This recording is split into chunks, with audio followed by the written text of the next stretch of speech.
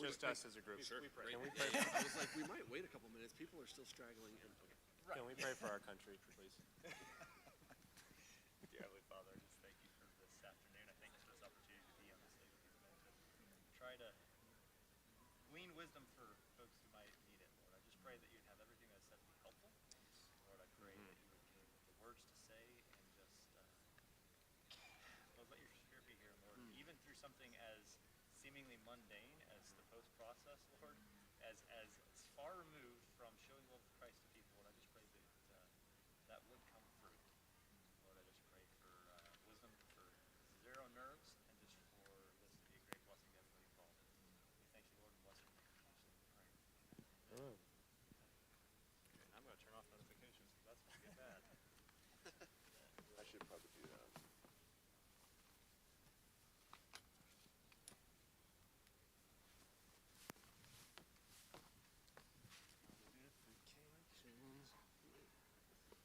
It doesn't swivel.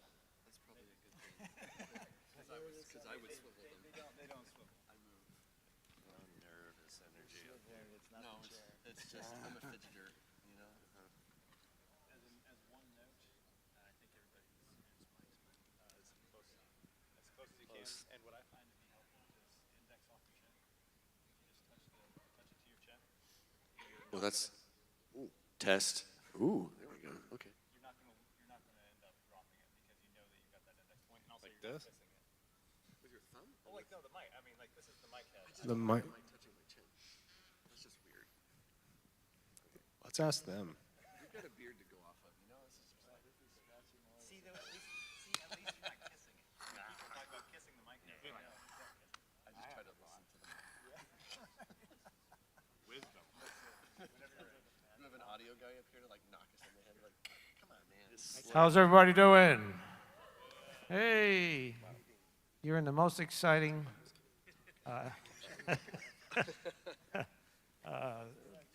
version of this week right here in post-production. Amen. We're going to have an exciting time today. My name is Frank Levesque. I'm just your room host here, and I'm here to help you with anything you might have need of. So I'll be out there. If you need anything, just let me know. I just want to remind you, no video recording or audio recording of this session.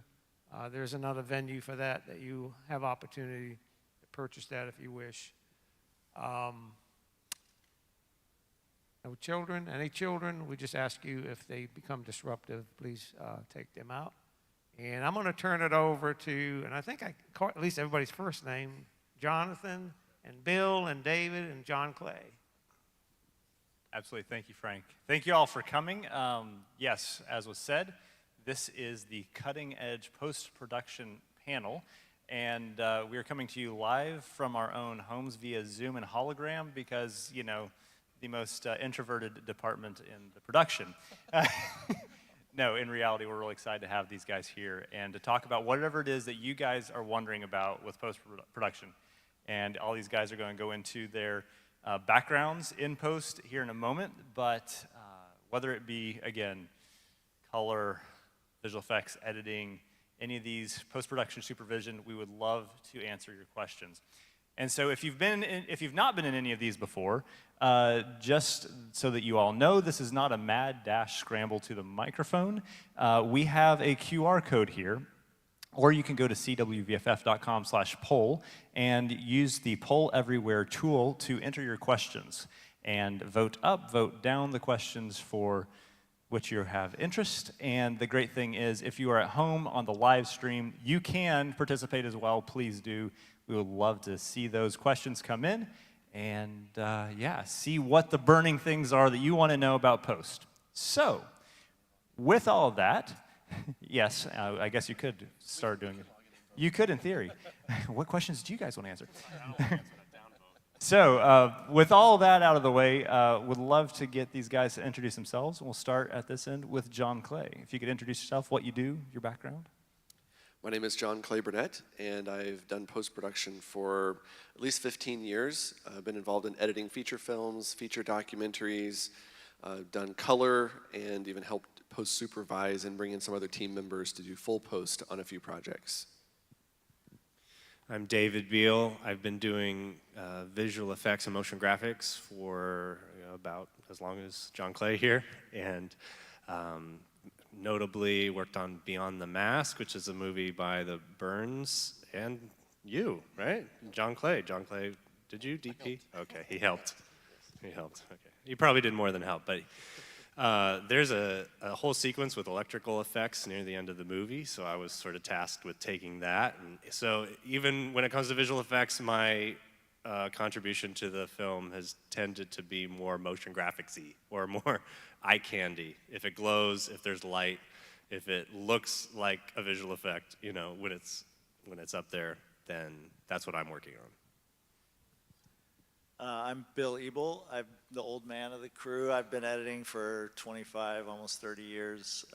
Started in TV commercials and then started feature films with Fireproof and have been editing since then. So 16 years, I guess, in features. Yeah. Outstanding. And my name is Jonathan Schutz. I am here as part of the CWVFF team. I also am a post-production supervisor. As of late, had a background in visual effects and am working with Burns & Company on their last 2 productions, including Legacy Peak, which just released last year and is now on home media as of Tuesday. So that's very exciting. So anyways, with all that out of the way, I think that we should have a few questions in at this point. Would love to get those up on the screen. Here we go. And technical difficulties. Okay, so while we're getting that all prepped and everything's coming in, let's just really in a nutshell, like a half paragraph, what brought you to visual effects and why, or not visual effects, but to post-production in general? I'm sorry, my brain is in the visual effects space. What brought you to post-production and what keeps you there? Why are you in post-production? And again, maybe a paragraph for that. I can start with Bill. I kind of stumbled into it. I went to school for business and really had no idea what I wanted to do with my life. And kind of got into editing because I liked computers. And at the time, I was switching over to Avid and, you know, all computers. And I loved it. I mean, the ability to tell stories and take footage, you know, that has been shot and shape a performance, to shape an emotion that you want the audience to feel is just, I'm addicted. Understand that. I worked from a very young age with my father in his video production business, so that's how I started, and I kind of started to specialize in After Effects, Adobe After Effects post-production as I started to learn that. But I've always enjoyed editing and enjoyed motion graphics and stuff like that, so I think it kind of, there was a natural transition to working with my dad and then starting to take on my own clients and becoming a freelancer and all of that. I guess I got into post more one, because I enjoyed it, but also as an option to work in one location and hopefully work from home and not have to travel as much and be on production. But then what keeps me there is I love working with directors and helping them realize their hopes and dreams with the pieces they now have to create the actual version of the story that the film will be, and being in that collaborative process of searching through, finding creative options to complete the story for the audience. Outstanding. So we got some questions here, and I really love this first one here. And I'm going to give this little caveat here. There's a lot technically that changes. The post-production space is one where the state of technology takes things rapidly and they change on a minute-by-minute basis. And it is kind of terrifying if you're in the middle of it. And again, this is a cutting-edge panel, and there is so much with the advent of free softwares, of AI even. It's going crazy. So looking more from a personal side, though, and we'll get more into the technical, what is something about post-production that you wish you'd known 5 to 10 years ago?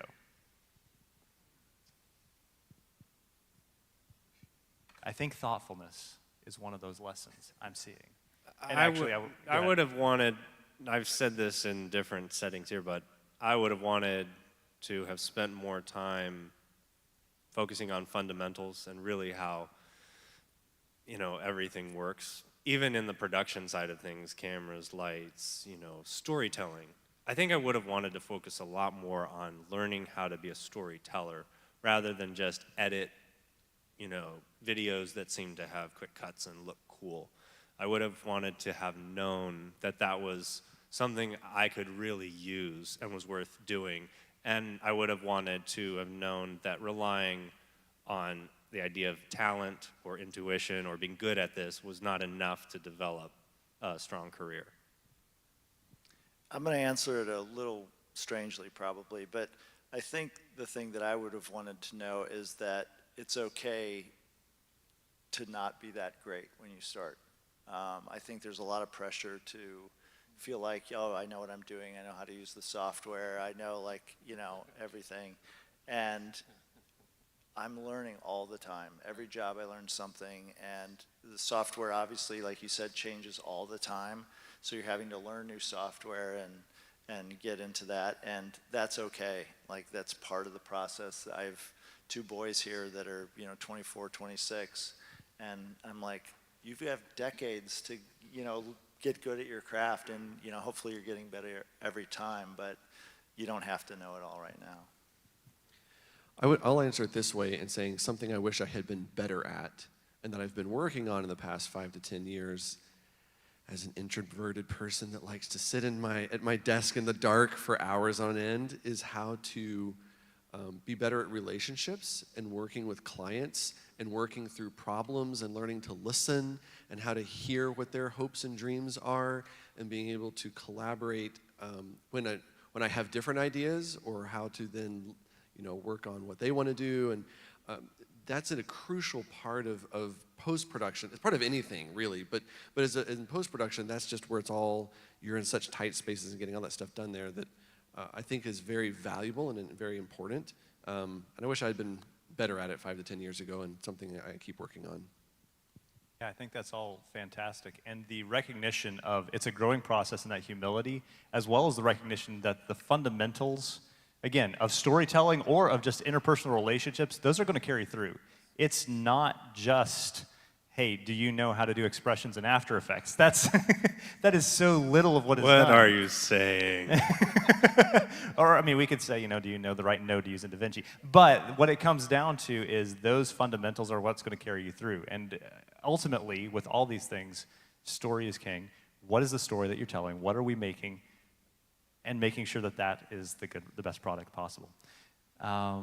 Okay, so next question is a really good one.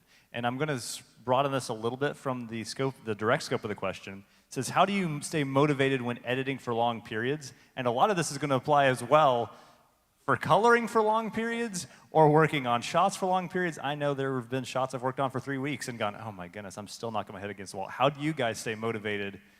Again, and a lot of this too comes from the fact that in post, you're in a dark room by yourself working on this. How do you keep that motivation going? David? Yeah, I've often liked to try and connect with something in what I'm working on that either I haven't done before or that maybe I've seen something like it or heard something like it elsewhere. So I remember one particular project. I was building a trailer, and I was really into these hits, these noises, these just like drums, and I really loved watching that in trailers and hearing it and feeling that. And so that particular piece, I did a lot of that, and it was different than what I had done before, and that sort of gave a lot of momentum to finishing this thing out. And so things like that are personal. I'm connecting to this, and I know that if I can connect, my energy can connect, and now I don't have to motivate myself really to work on this. It's just kind of going, because I want to see this happen, and I'm doing this, so there's a sense of like, I'm a part of something, so that's really helped me kind of get that fire. Yeah, for me, it was a learning process because I came from commercials, and it's 30 seconds to 60 seconds max, exactly. And all of a sudden I'm on Fireproof, and it's as long as I want this scene to be. And And it's a marathon because I'd never worked on a feature, and you're working intense days for, you know, a lot of days in a row, and it was exhausting. So you kind of, you develop, I mean, it's kind of like running, I guess. You develop endurance, but some of it is, too, you start to learn that you cut a scene at a time. It's like the old, you know, how do you eat an elephant? One bite at a time. That's kind of how you make a feature film. It's one scene at a time, and, you know, just keep going, and then you get to the end and you put it together, and then you see what works and what doesn't, because, you know, you cut scene one, you know, weeks and weeks ago. So it's not getting wrapped up in this 2-hour process. It's just, you know, take it as you go. I mean, it takes discipline. There's points where you just have to do the work, and it's not fun, and you feel stuck, and you, at least I do, I just have to go, you just have to sit there and go through this part of the process again, so that you can get to the fun part of actually seeing it all put together. But going through different pieces, we may enjoy different pieces of it. Whatever piece that it's hard for you, you just have to do it sometimes. But staying motivated, a part of that is back to what you're saying, is break it down. Like, do a scene at a time. It's not the whole movie at once. And setting deadlines, setting realistic goals, and then just being disciplined to work towards them as you see progress helps stay motivated, because you see it coming together. And that gets exciting when scenes start to match, and then you sit down and go, now to the next one, and it's hard to be motivated for that one again, and you just do the work. But setting those goals and trying to be reasonable with that is helpful. Yeah, and the more projects you work on, the more you understand process and what typically will happen and how you might feel along the way. And so you're able to measure, you say, okay, I've got a track record, I've delivered, okay, so this is like that. You know, even if it's new challenges, the more you do, the more confident you get that you can trust the process and, like you're saying, discipline and break it down. But another part of it could be setting rewards for yourself. And for completing up to a certain point, when you get to here, go do something out of the office.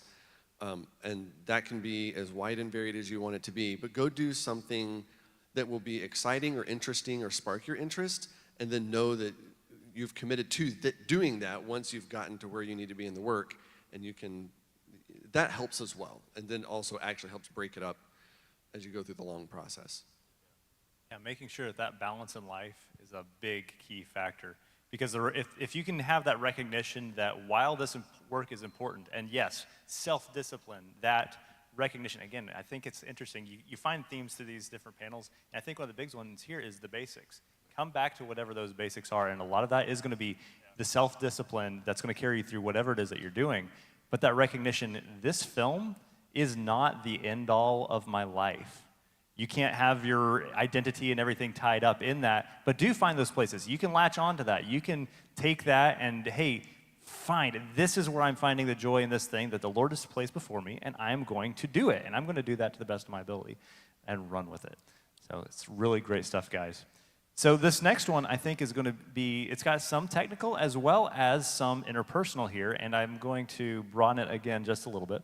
Question is, how do you collaborate with multiple editors? And I think let's also broaden this as well to colorists and other creatives as well, because again, sometimes you're going to be collaborating with multiple editors, sometimes it's going to be a VFX team, or you're getting color from you're getting color from set. So as applies to your field, how do you guys collaborate in a tools process, as well as how do you find that your workflow works best, and do you make that cohesion happen?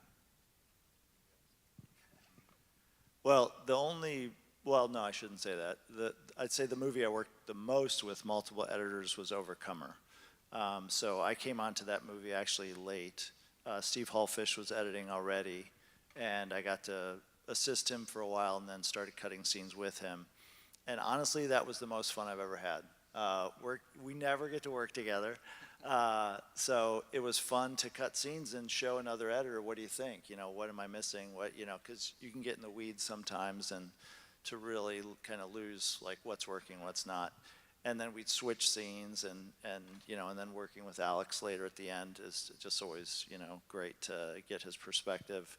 But in terms of down the line with colorists and everybody else behind you, you realize very quickly that you're a team. You're not, you know, once, you know, you're going to be handing it off to an effects artist and a colorist and a sound mixer. And so you know, you learn those tools pretty fast, and it's fun. I mean, I love working with the composer and the colorist and everybody, because you're all pulling towards the same goal and wanting to make it look and sound as, you know, the best it can be. So with Alex, would you like rough edit it and then he would fine tune? Because I heard somewhere that he's editing these movies. Is he editing it down the line? Depends on which movie. But yes, he's editing on some level on every movie. Very much finished, Fireproof. Courageous, I was editing on set, and then I actually had a full-time job that I had to take a leave of absence for. So Steve Hallfish came in and with Alex finished the movie. You were editing on set. Yes. Interesting. Yeah. Can you say something about that? Sure. That's actually how I got in, so I don't really know any different. I mean, I do now. I don't always edit on set, but at the time, I edited on set with Fireproof, and it was super fun and super distracting. So everybody wanted to see every scene every 5 minutes, but it was a blast. But it was also my honeymoon phase of editing. And then it, you know, changed over time. But editing on set, I love to do. It's really fun to motivate the crew and the actors and the director to see the movie coming together as you're shooting.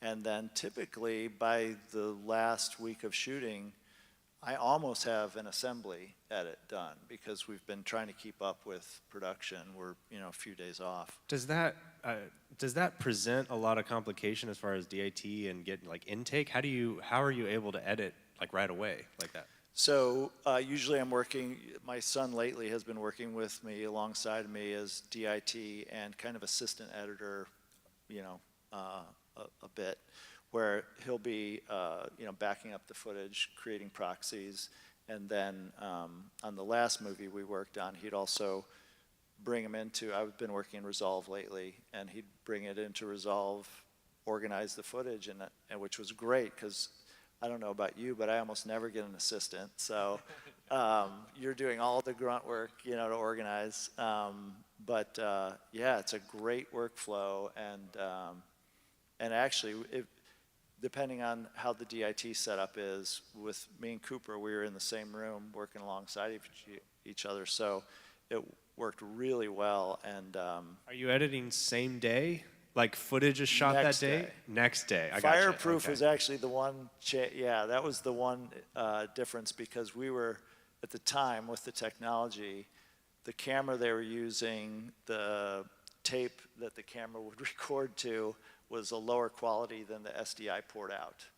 So we went right into a Mac tower into Final Cut, and I was editing, I could literally edit when they said cut. I had the take. Wow. So that was super fun.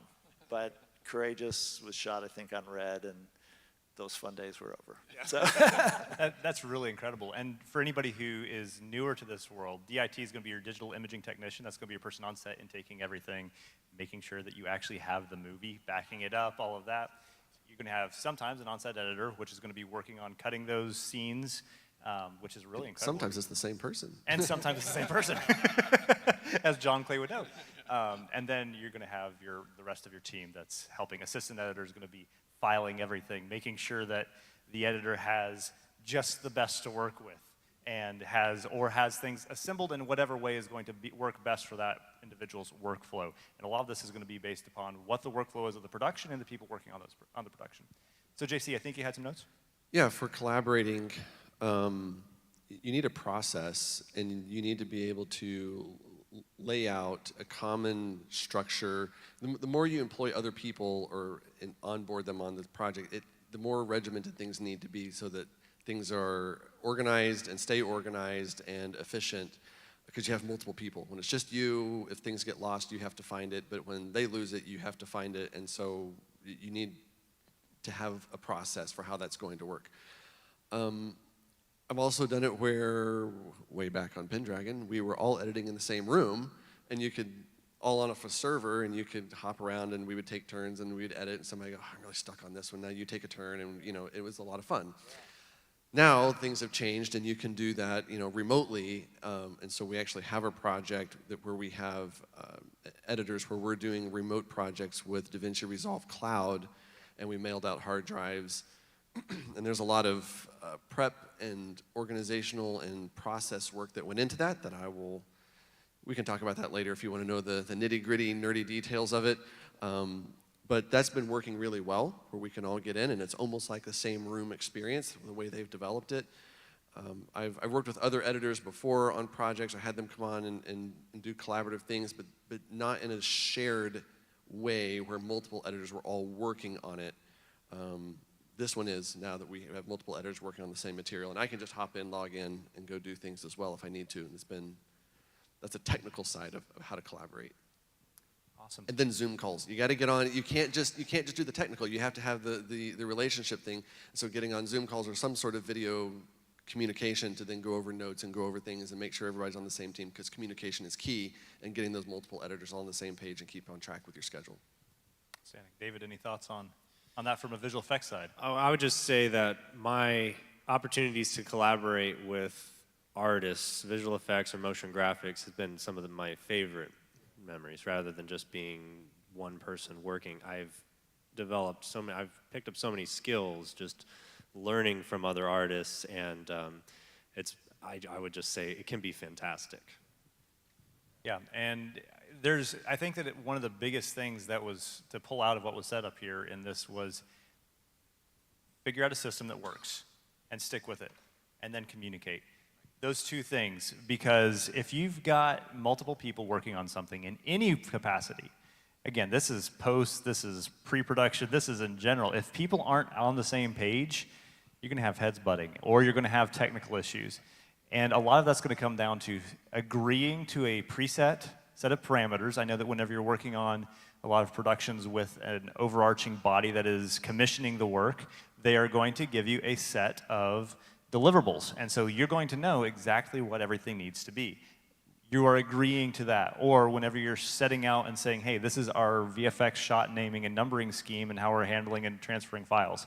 Set that, agree to it, have everybody on the same page. And it is really amazing these days because, again, Blackmagic Cloud and Premiere Projects, or Premiere Productions rather, as well as a lot of the other tools, Frame.io, all sorts of things where you can actually remotely work together. It's more readily available than ever, and it can be very much, again, just like being in the room or potentially the same thing or just a few degrees off of having that direct feed piped directly into your tower all those years ago. So it's really incredible where things are, and all of it just comes back to, hey, communicate, set up your system, figure out what's going to be the best tools for your workflow, and serve the production. Okay, ooh, this is an interesting one that jumped up to the top very excitedly. Where do you see post-production going with the advent of AI? Away.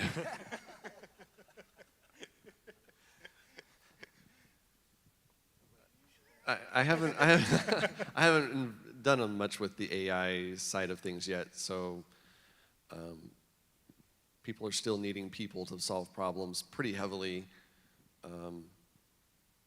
I haven't done a lot of research on the AI side. Like auto color correction still doesn't work very well, so I don't know. I mean, I hear that there's things that can edit things for you and all that. I don't know how much that. I'm sure they'll get there where you can put in components for feel and audience response and reaction. But I mean, that's what you're looking for, is how does an audience respond and what is a director's idea and vision, and I don't know. I'm not going to be the guy that you have to be like, oh, look what you said 10 years ago. Like, it never could do that. Well, probably eventually. It's not really there, I would right love now. AI to read the slate and put all the data into my, that would be great. Yeah, I will say, I think that one of the biggest things for AI, this has been an area of momentary research. So this is highly generalized. What I see is it's a force multiplier. Sure. It is something that you can use if you are able to jump into it. This is a really incredible area for young people to be able to experiment, to look at. A lot of it is free, open source. To be able to say, hey, how can I use this tool to expand upon what I could do otherwise. A lot of ways that you can utilize that for animation. Taking something that would take a long time to hand draw and to translate that. And again, it's a force multiplier. It's not going to replace, at least not at this stage. And people should not look to it to be their savior. What they should look at it as another tool in the arsenal, and recognize that it is becoming something that can be used for prime time. And literal primetime television and late night television, they're utilizing it for roto, key, some of these things that are more repetitive tasks. So look at it as something that you can use potentially, and I'd recommend doing research on it. Look and see what it is, what's out there, what can it do, what can't it do, and just have wisdom about how it's used. Well, it's also a good starting point a lot of times. AI can take information and initially sort or initially set things up or initially even lay some things out, but it's the fine tuning based upon preference that will take some time for that tweakability, which I still think someone will want to do or need to do, even if it is the director editing their own thing instead of hiring an editor, but that somewhere you're going to need extra sliders or something to fine tune that. Absolutely, and I think a lot of it comes down to that mindset of not relying on it too much. The recognition, you still need to have an artistic sense. You still need to understand how this is working. You need to have the understanding. You need to have a good story. If you can make the coolest animation ever, like there's some really incredible stuff where you're replicating hand-drawn animation right now with AI, or having it to create intermediate frames through Absinthe and some of the other tools out there. If you don't have something that is worthy of the time and effort that you're putting into it, or the actual understanding of how it works or why, how it works visually, what it's doing in the audience, it's not going to be of any help to you. So it can be something that can help you do things beyond what you could do necessarily on your existing budget or with traditional tools. But again, it's not going to replace, it's not a replacement, at least not right now. We'll see where it goes in the next few years. But I think we all know better than to just laugh off technology, and we also know better, hopefully at this point, than to believe that it's going to save us it's going to be our savior. I love this next question. Do you prefer being involved with a film during pre-production or wait till post-production? What are y'all's thoughts? And again, each one of you guys have got a slightly different perspective based upon your areas of expertise. I think it's always helpful to be in a planning stage. That allows better material to be had when you get down the line to post-production, whether it's visual effects. It's helpful to have visual effects supervisors on set. If you're going to be editing, I'm a fan of having an editor read over a script even before you shoot it, because they can even help think through scene transitions or how other things might be done, from an edit. Like, you make sure to get this kind of coverage. I think you can have those kinds of conversations. That requires bigger budgets usually, and usually budgets are being stretched to the max and so post isn't usually brought on until much later. But it said, do you prefer being involved? And I think I would prefer, in the times I've been able to do that, I think it's been helpful for me, for the director, and for the project overall.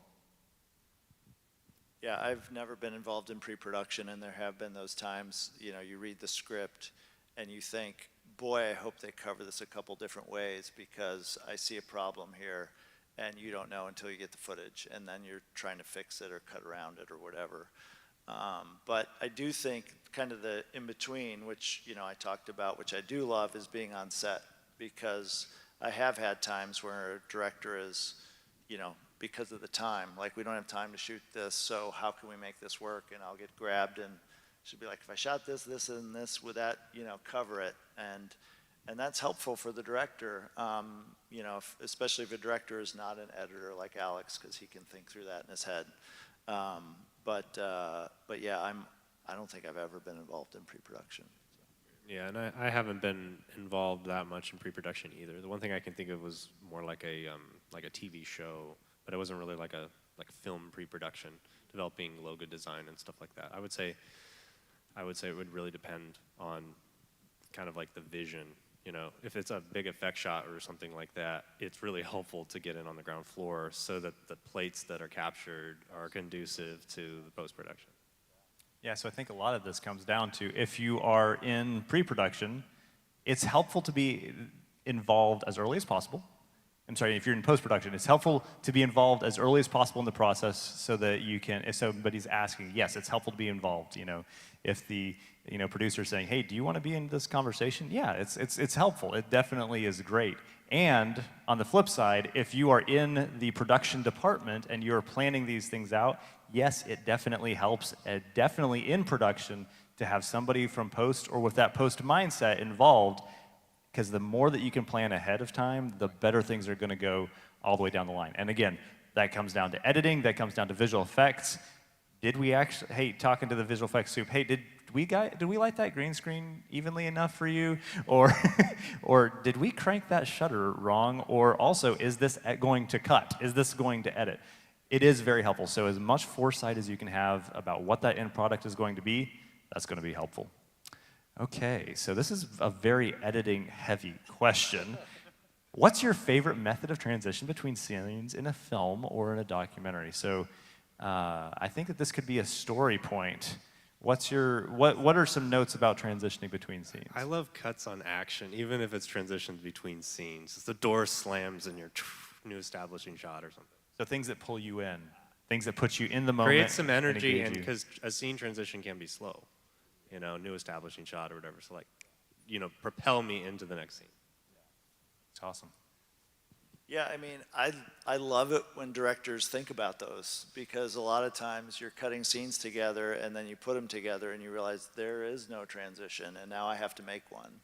And then you start, whether it's pre-lapping audio or carrying score through or trying to find some camera motion that works to feel like a transition. That's my favorite, is when it's been thought about ahead of time, and Aaron talked about that in his talk this morning, which was great to hear.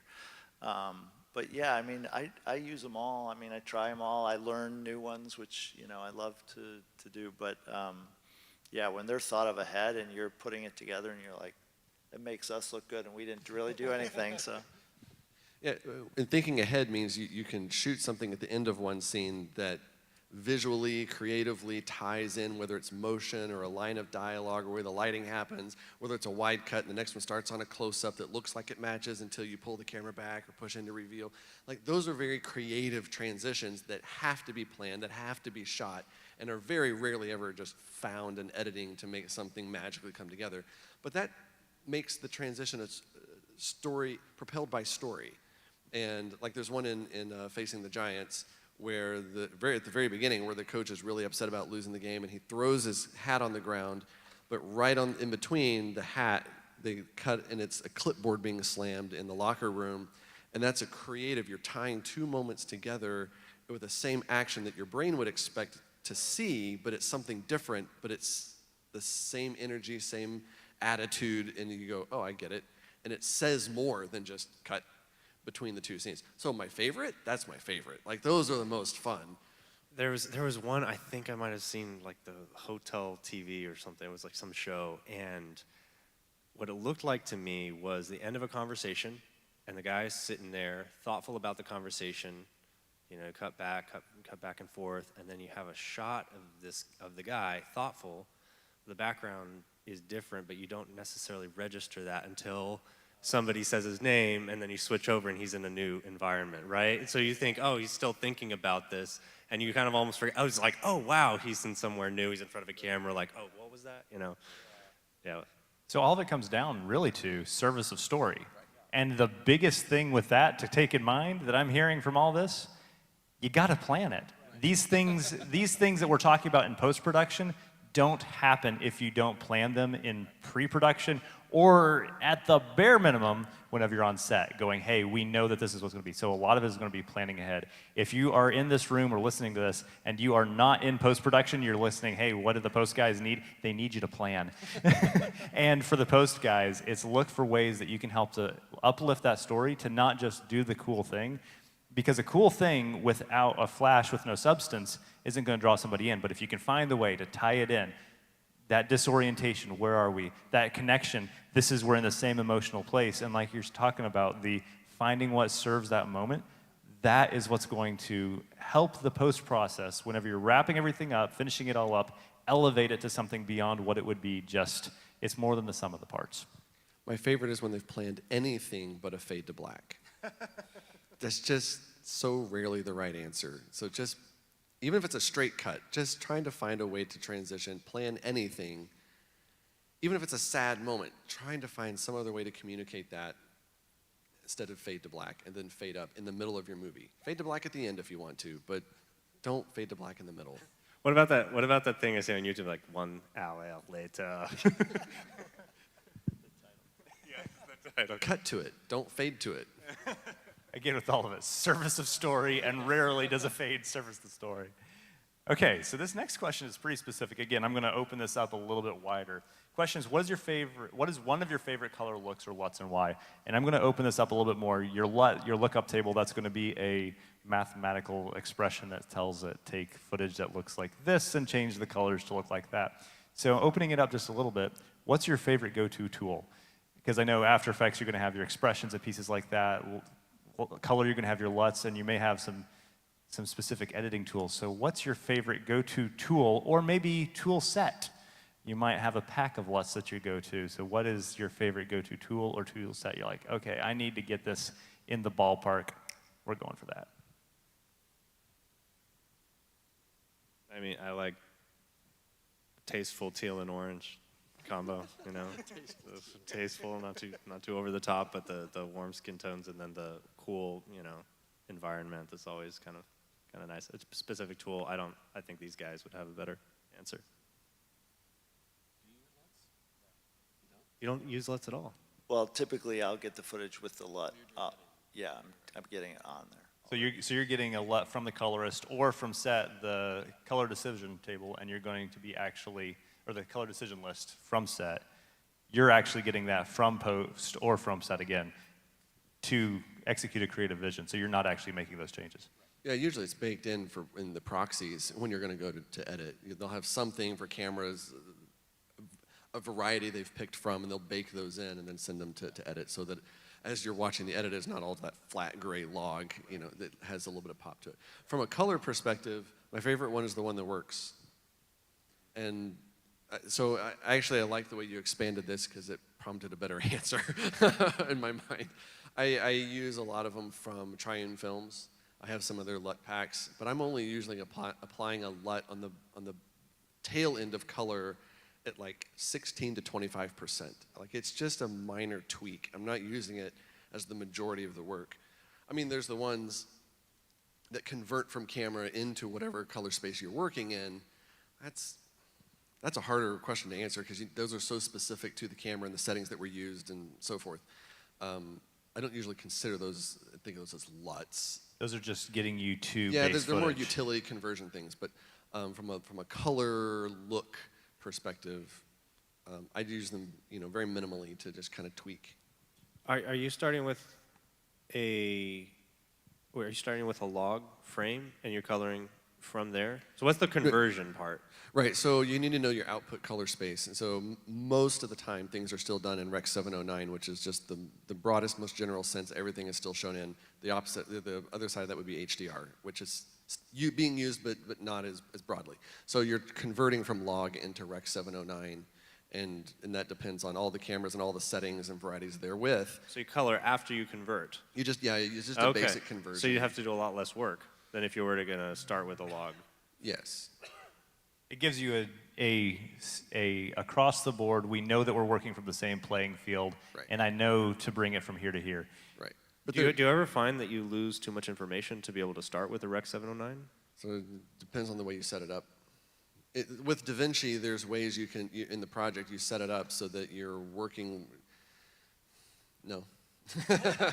I mean, if you're Your using, highlights are too blown out, your darks are too dark. but that's not going to do that with a conversion. Like the conversion ones are just basic, and the information is still inside that container. Yeah. Basically working non-destructively to add an adjustment Right. layer so that all of your base data is still there. Right. When you're using the color LUTs, that's where it gets more dangerous because it's a harder adjustment to the image than just the conversion LUT. The conversion LUTs are a lot softer in their approach. Like sometimes you're like, is it on or is it off? You know, it's a lot softer in its approach to making it watchable. There's still a lot of work to be done.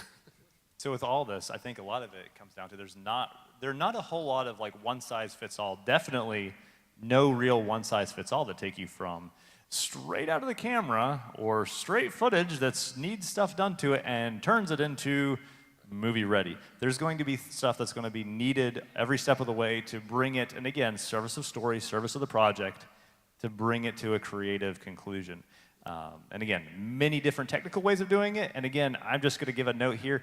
As much as you can do non-destructively, because this little note right here about the color lookup tables is a big piece.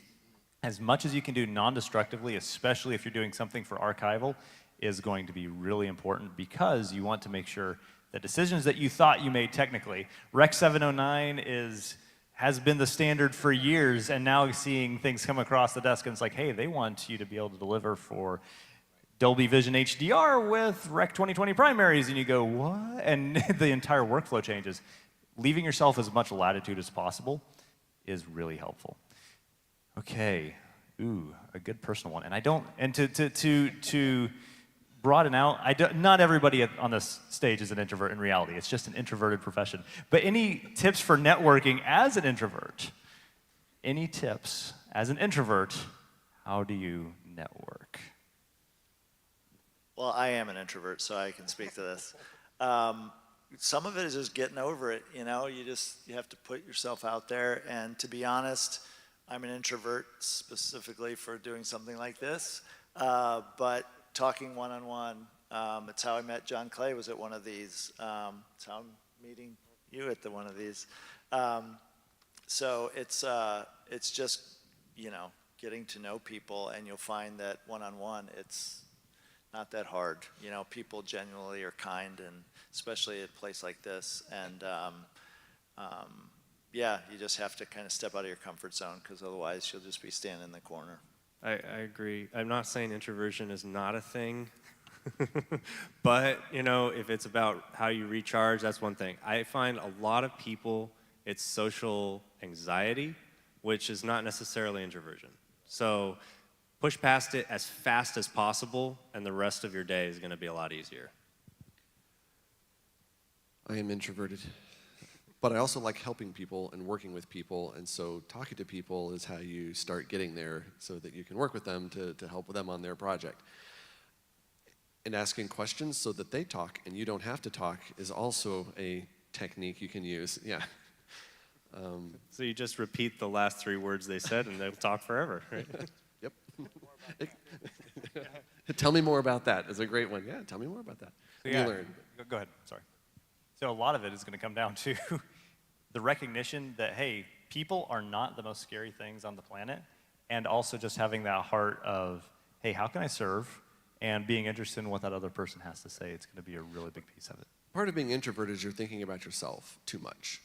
And so start thinking about other people and be interested in them.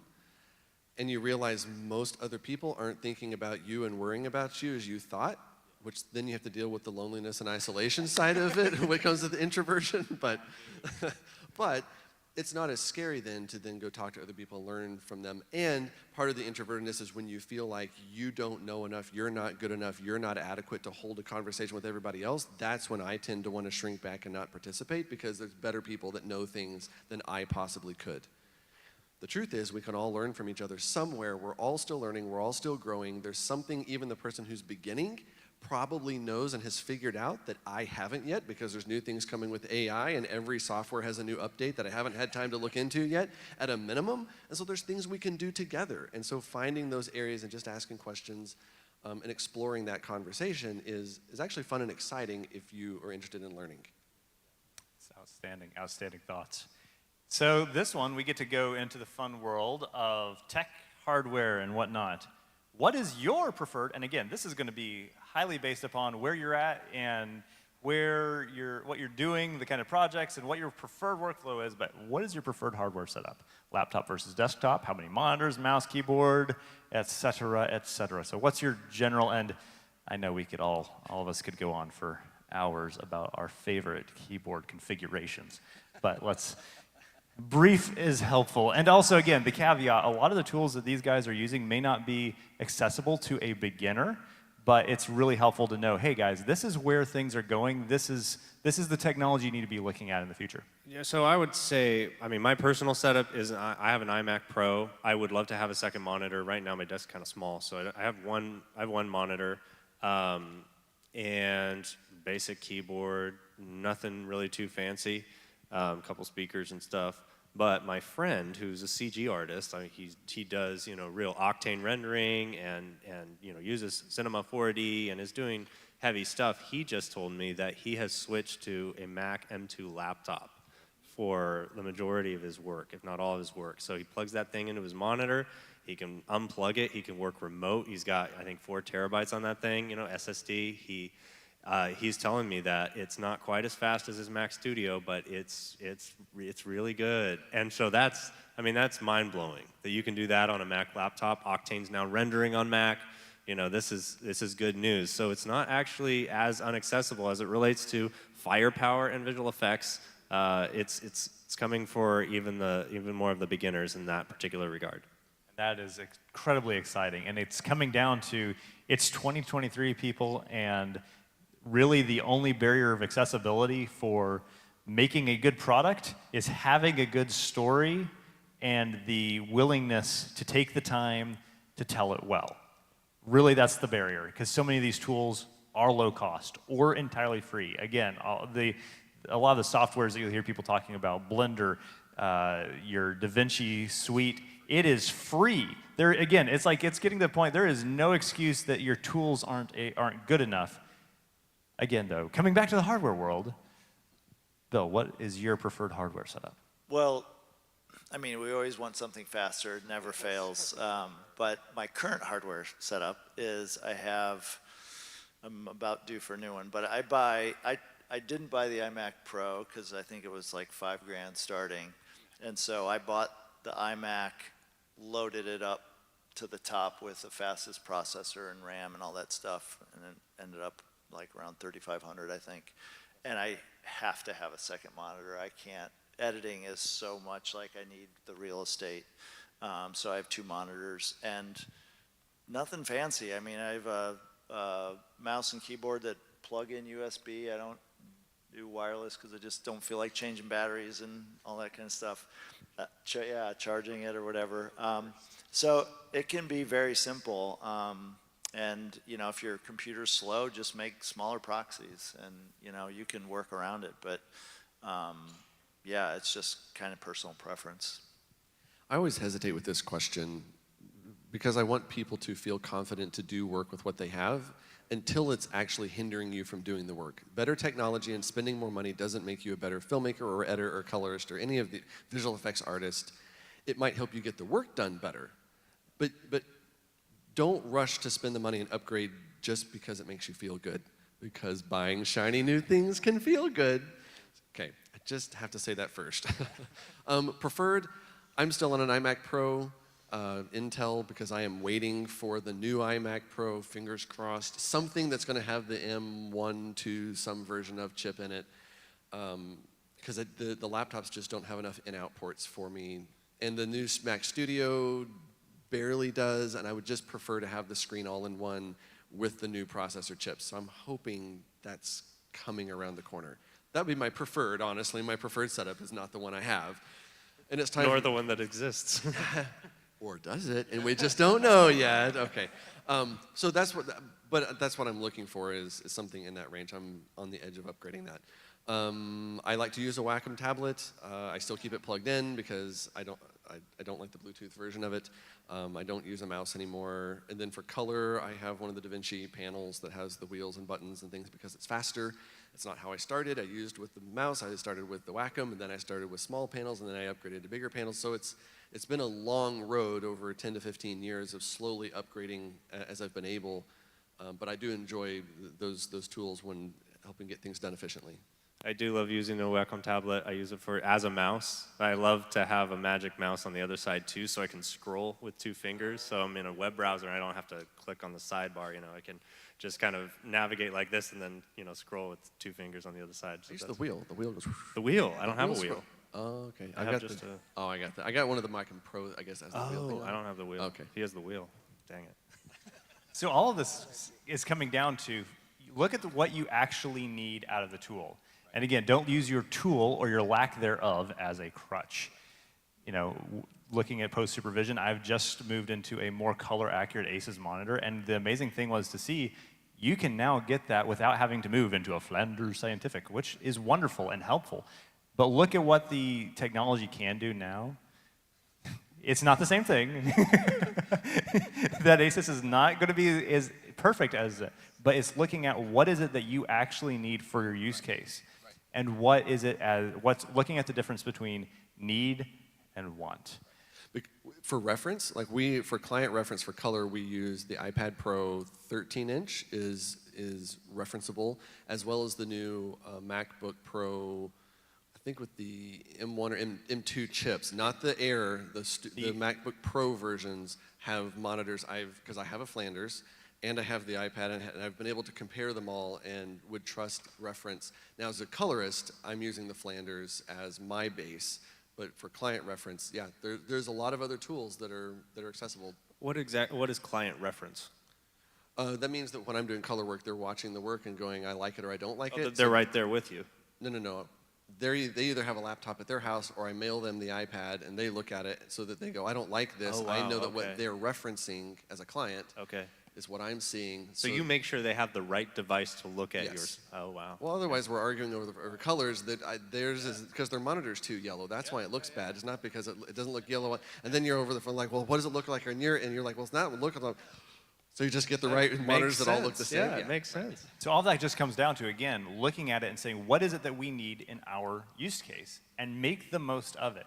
You may be on the kind of project where you can't afford the Flanders and the iPad Pro, and that is fantastic. And again, that is a level of accessibility for color accurate reference that we have never seen before.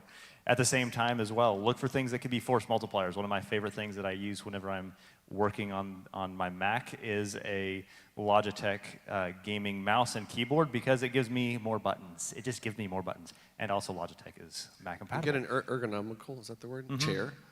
Yes, that is a huge piece. Or a standing desk. These things that keep you from doing all of the standard post-production things of hunching in a dark room, huddled over a little screen, killing your eyes. So a big part of it, though, again, what is the tool that you need? What is the tool that you have? How can you maximize that? And then as well, making sure that you're not relying so much on that tool that you're losing your own skills. And I know for me personally, the use of that Logitech, you know, I can customize it, have all my macros, I hit one button and it does 3 things, and then the recognition, oh no, what if it goes down? What if Apple doesn't support that anymore? And that's a nightmare. And the recognition, looking at it, having a wise view of it, and having those perspectives can be really helpful. Well, we are rapidly approaching the end of our time, so I would love to get any closing thoughts that you all have. It's fun to see how these questions all seem to have common themes and threads. So closing thoughts based upon what we've talked about here for folks who are here in the room and or watching online. We'll start with JC. I would just say as you're in post-production, remember that it's not about you. One, you should be hopefully working on, I love working with people that we can be serving God in kingdom purposes, and that's an easier, it's not about you. But when you're working with a director, your job is to serve them and help them as much as you can. It's not about you. And that takes a lot of pressure off for me, and actually makes for a better working relationship. It's mostly about the audience. Hopefully you can work with directors that care about the audience. But you're trying to help the director reach the audience. I've found that exposing my work for review and even criticism has been really beneficial, and making friends with that process has been great. So you don't always have to hate it the way you may now. Make friends with the fear of your work being criticized, and just kind of get used to it, and your work will probably be improving. That's great advice. Yeah, I agree completely. The more you get used to that your first cut is not the best cut that's ever, possible, you start to welcome critique, and you realize, oh, that comment makes this scene better or makes the story better, and that's exciting as the editor, not, oh, they don't like my work. So, and then I would just say, just get started. I know that's the hardest part is, I want to do this, but I don't know where to start. Shoot something, cut it together, get your brothers and sisters or your buddies to run around the yard and film, a fight scene or something, and just go from there, because you'll learn so much, and and then just keep going, meet people, and try to get on projects, and it takes time. I want to add one last one to kind of answer this question on tips for getting clients for editing, but ties into pray about it. Pray about it before you realize you don't know what to do. But when you don't know what to do, YouTube doesn't have to be the first thing you go to. Pray for wisdom. Pray for God to bring clients, to open doors, to work with people. This has got to be more than just what we can do with cool hardware in our brains. We want this to be something that God gets glory for, and that comes from relying on Him and seeing what He does. Outstanding, and I really appreciate you guys and the heart that you've brought to this. Again, so much of this comes down to the basics of story, the basics of honoring the Lord, the basics of what are we doing here to serve the audience. We are here with a heart of service to those who came before us in the production, and those who are going to be watching the product, and those who have actually hired us, or whatever the client may be, as the case may be. And so it's really this amazing honor to get to be able to be the folks that see the product to completion. And yeah, like was said, just start doing things, start experimenting, and don't use, my note is, don't utilize your lack of ability or your lack of access to specific tools as a crutch to not try, to not learn, and not to make great work, because you can be learning, you can be growing, and you're going to be on a learning and growing experience the whole way through your career. So start now. It's really good. So Hans Zimmer, he says, the ideas come from a kid on an iPad in the Bronx. So anybody can do this. It's true. It's really true. So anyways, guys, we've hit the end of our time. Thank you all for being here in our Cutting Edge Post-Production panel.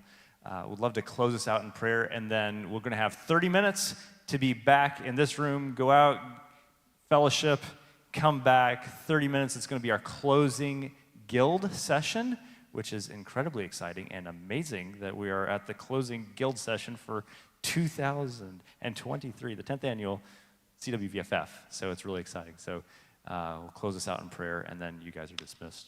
Dear Heavenly Father, I just thank you for each person in this room, Lord, and who's watching this session, Lord.